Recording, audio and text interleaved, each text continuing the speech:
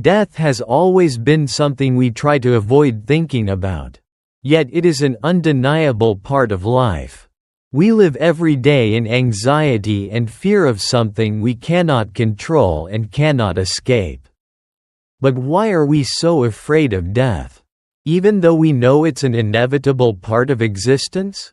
The Buddha teaches us that fear of death is unnecessary, and that this fear can only be alleviated when we truly understand and accept the impermanence of all things. The Buddha didn't ask us to live in fear or to avoid death, rather, he encouraged us to face it directly and deeply. When we confront death clearly, we no longer fear it. Death, according to the Buddha, is not an end, but a transformation. Everything we experience in this life is only temporary, and death is just one step in that process. One of the reasons we fear death is that we cling to things that are temporary and fleeting. We hold on to our bodies, our relationships, and everything we think is important in our lives. But the Buddha teaches that everything is subject to change, and nothing is permanent. When we understand and accept impermanence, we will no longer fear death. In fact, death is simply a part of the ongoing cycle of life, like the changing of the seasons, or the ebb and flow of the ocean.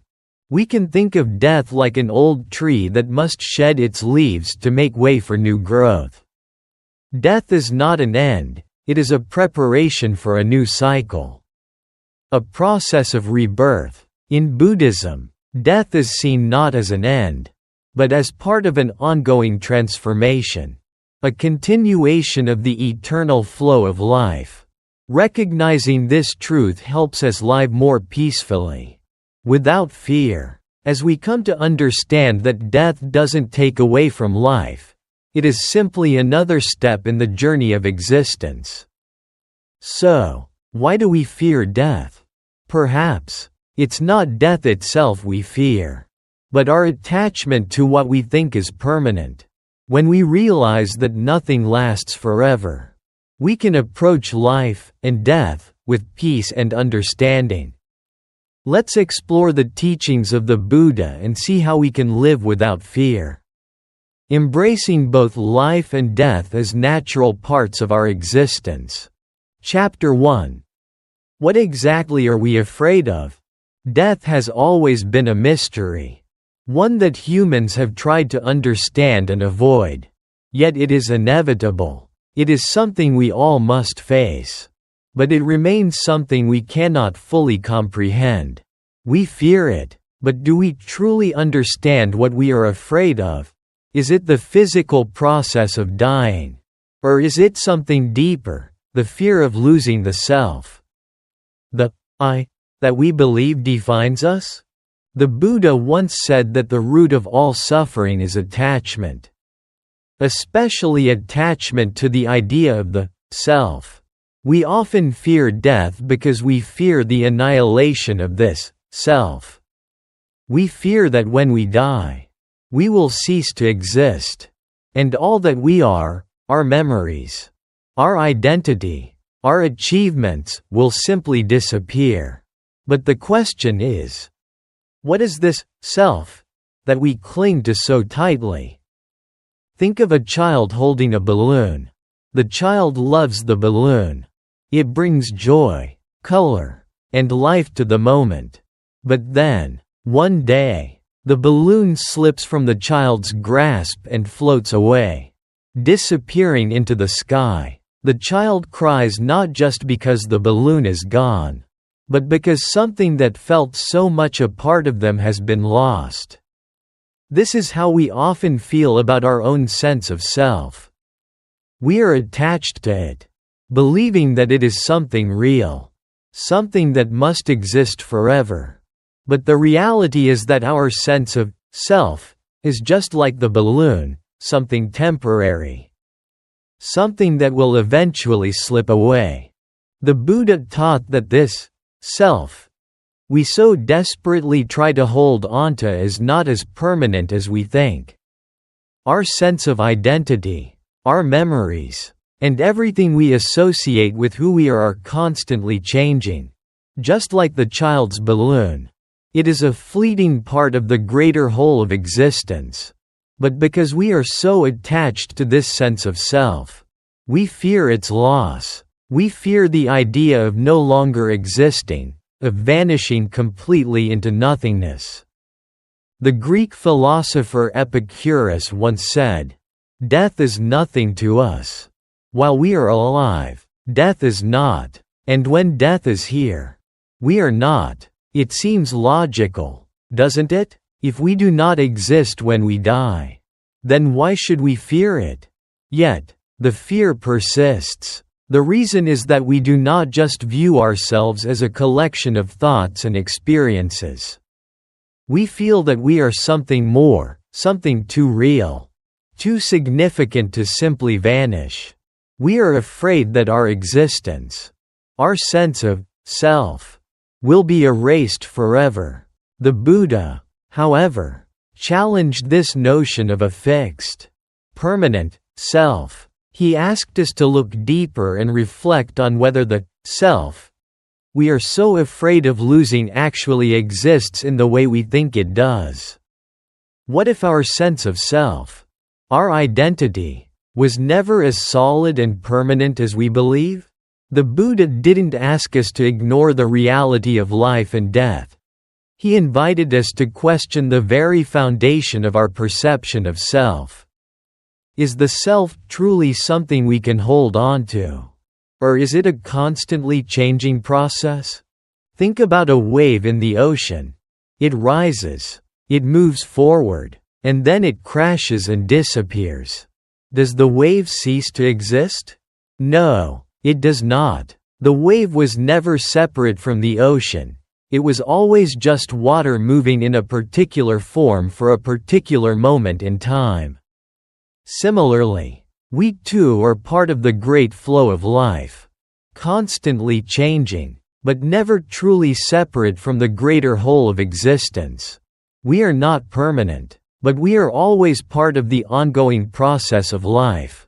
The self that we fear losing is not a fixed, unchanging entity. It is just a temporary manifestation of a greater, ever-changing flow. So, what exactly are we afraid of when it comes to death? Are we afraid of the physical process? Or are we afraid of losing something that we mistakenly believe is permanent? The Buddha teaches us that the fear of death is rooted in our attachment to the illusion of a permanent self. Once we understand that the self is not permanent, that it is constantly changing and evolving, we can begin to loosen our attachment and reduce our fear. We begin to realize that death is not the end of the self in the way we think, but simply another part of the natural process of change. Chapter 2. Does death really mean the end?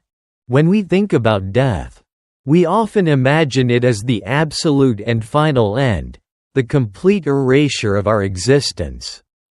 It's as if when we die, everything we are, everything we have done, simply vanishes into nothingness. But is that really true?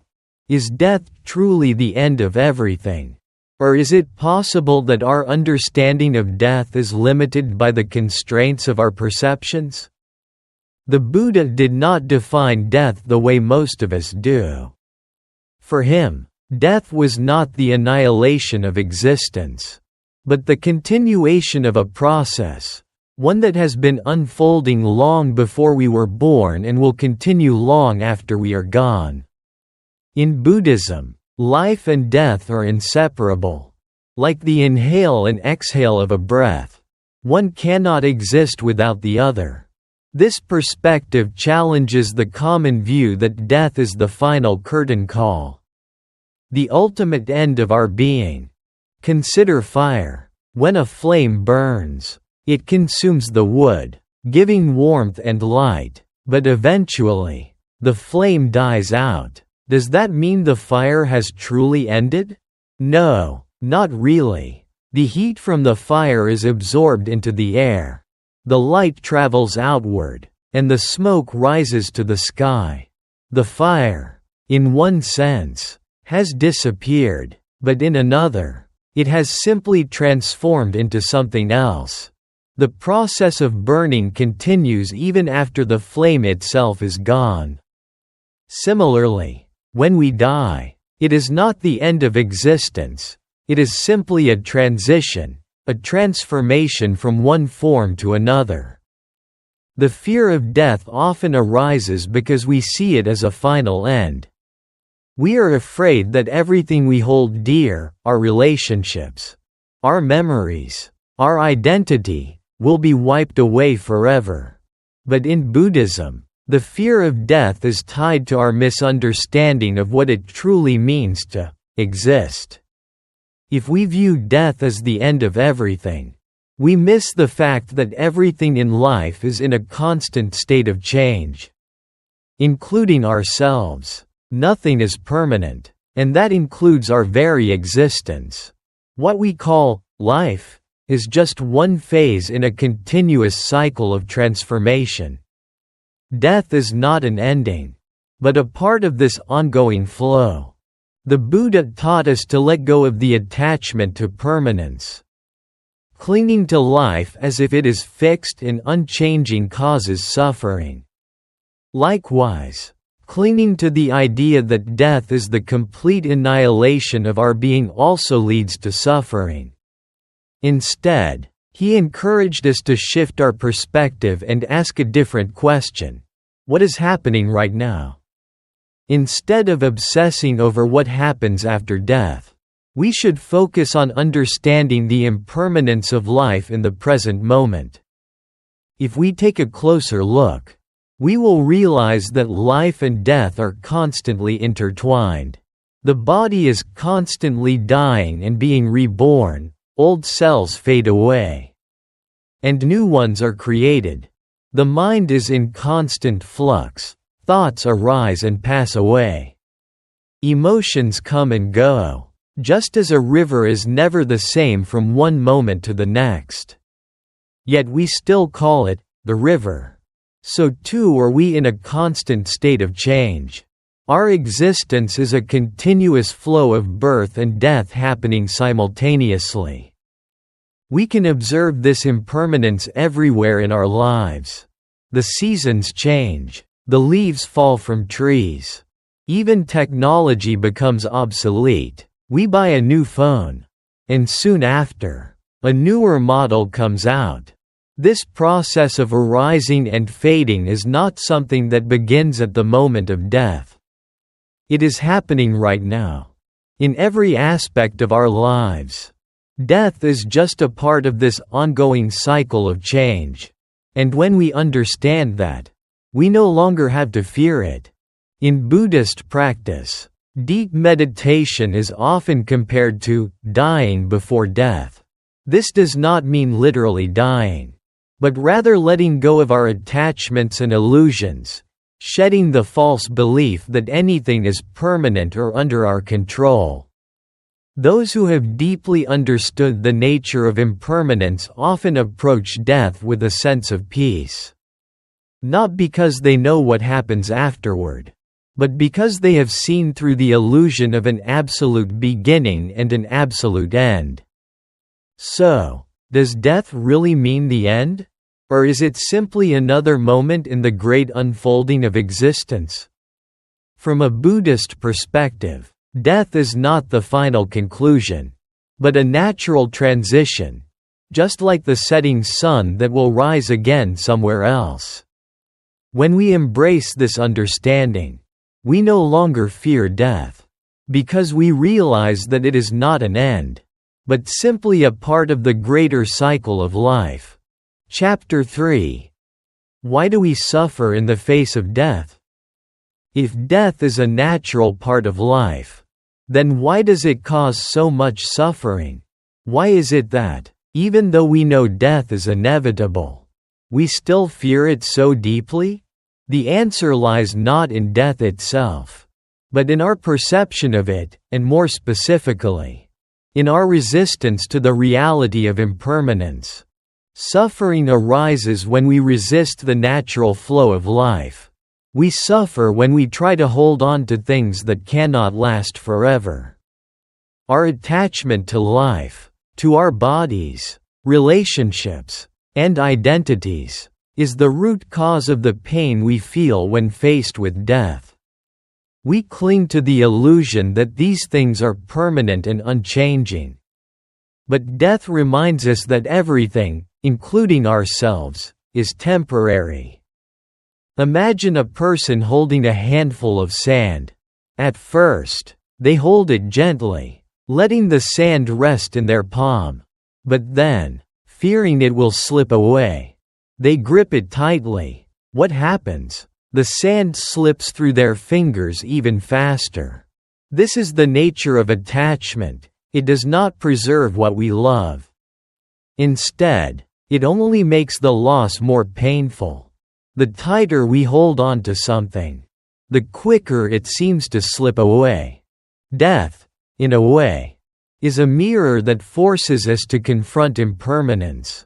It reminds us that everything we cherish, our youth, our relationships, our accomplishments, will one day be gone. And because we are not prepared to accept this truth, we suffer. Some people try to avoid thinking about death altogether, distracting themselves with work, entertainment, or ambitions. Others try to escape it through belief, hoping for an afterlife where they can preserve their identity and continue their existence. But no matter how much we avoid or deny it, death remains an undeniable truth that we must face. However, suffering does not come from death itself. It comes from our refusal to accept reality. When we hold on to the belief that our existence should be permanent, that love should last forever, or that we should always be the way we are now, we create expectations that reality cannot fulfill. And when those expectations are shattered, we experience pain and suffering. The Buddha once said, "All conditioned things are impermanent." When one sees this with wisdom, one turns away from suffering. Buddhism teaches that the way to reduce suffering is not to avoid death, but to understand it. When we truly see the impermanence of all things, not just in theory, but in our direct experience, we begin to loosen our grip. We stop clinging to the illusion that things will remain the same. And in doing so, we reduce the suffering that comes from our attachments. Think about losing something precious to you. Whether it's a material possession, a loved one, or a cherished memory. If we understand impermanence, we may still feel sadness at the loss, but we won't be consumed by the belief that we should have kept it forever. Instead, we accept the loss, appreciate the time we had with it, and allow ourselves to move forward. We realize that everything has its time and place, and nothing is meant to last forever. This understanding allows us to face loss with a sense of peace, rather than despair.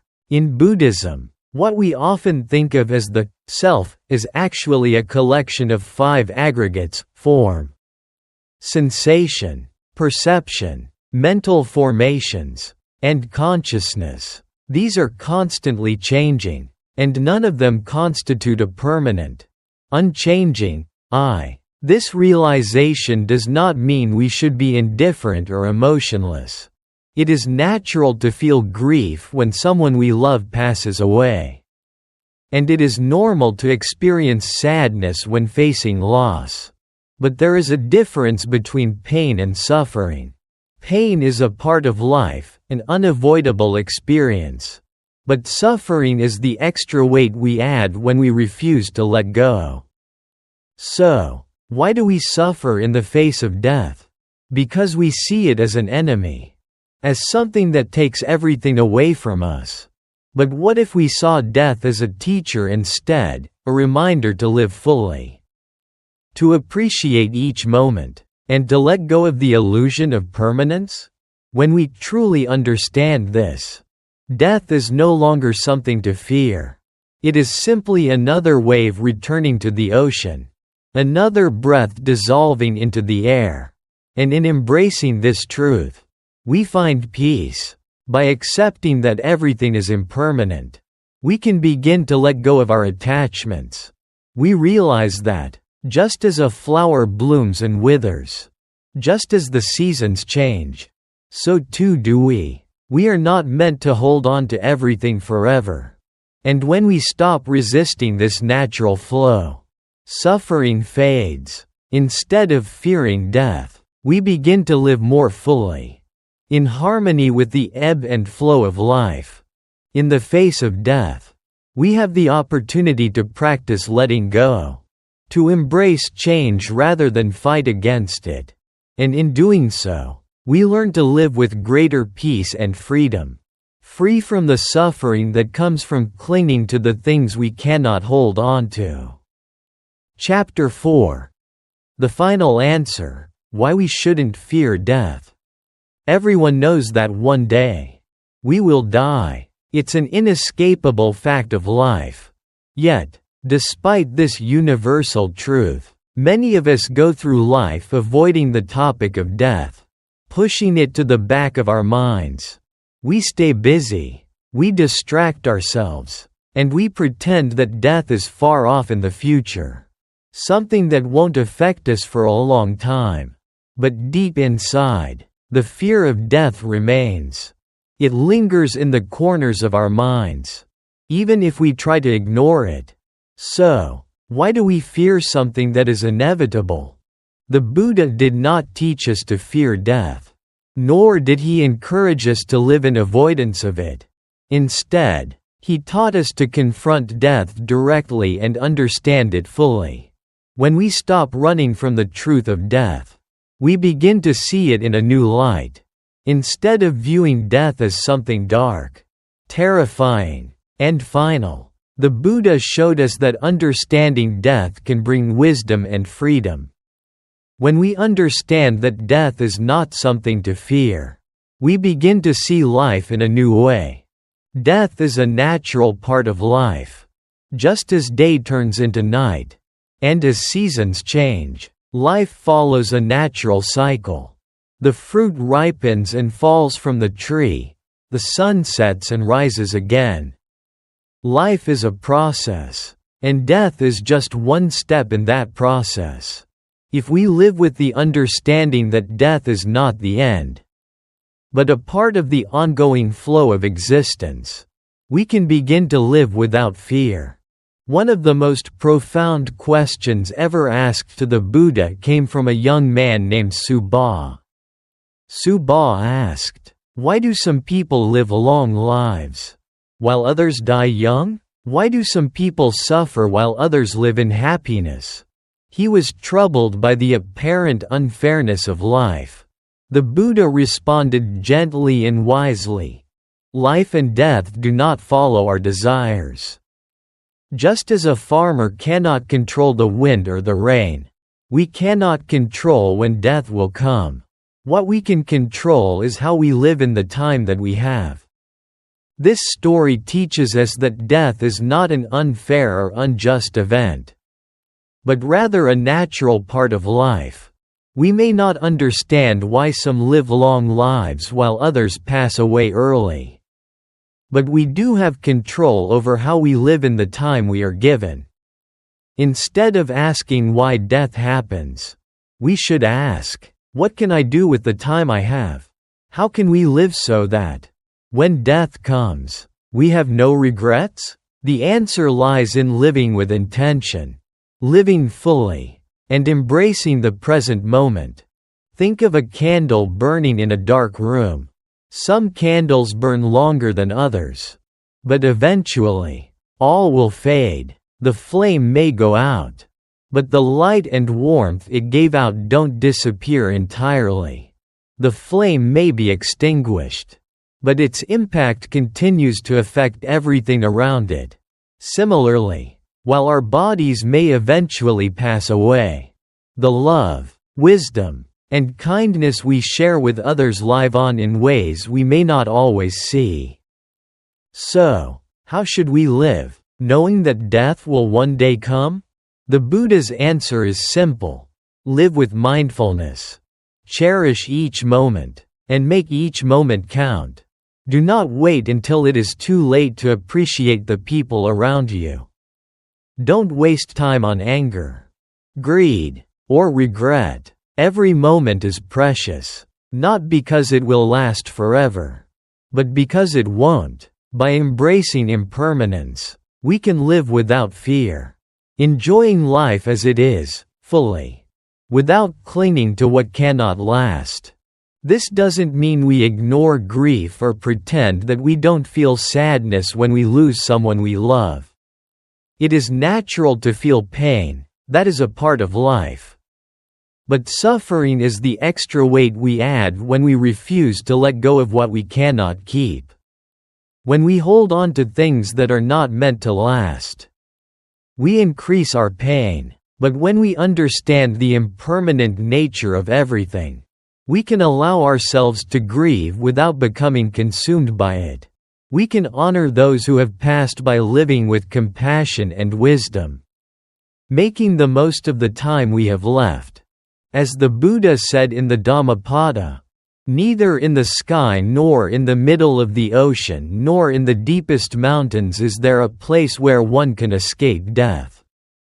Trying to escape death only creates more anxiety.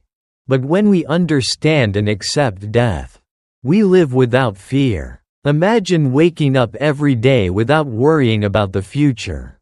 Imagine living each moment without regret about the past. When we stop fearing death, we begin to appreciate life in a new way. We see beauty in the small things, the warmth of the sun, the sound of the wind, the kindness of a stranger. Impermanence is not something to fear, but a constant reminder of the preciousness of life. When we embrace this truth, we stop holding on to what cannot stay, and we begin to live freely. When our time comes, we will not face death with fear, but with peace, knowing that just as the sun sets to rise again, and the river flows without stopping, so too does life continue. And in that understanding, we are no longer trapped by fear. We accept change with a calm mind, without holding on or running away.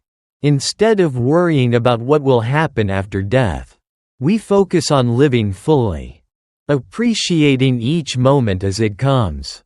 In the end, the Buddha's teachings show us that the key to living without fear is to accept both life and death as part of the same continuous flow.